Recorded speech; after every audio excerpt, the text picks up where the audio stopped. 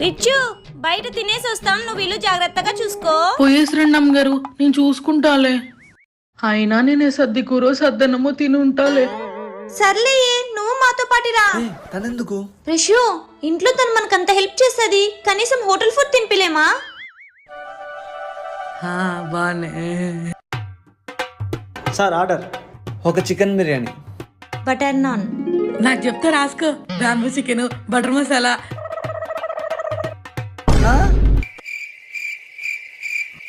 ఓ మేం పేదోళ్ళం కదా, ఇన్ని ఆర్డర్ చేయకూడదు కదా. యాదో పెరుగన్నం పెట్టండి అమ్మా, తినిపోతాం. పర్లేదు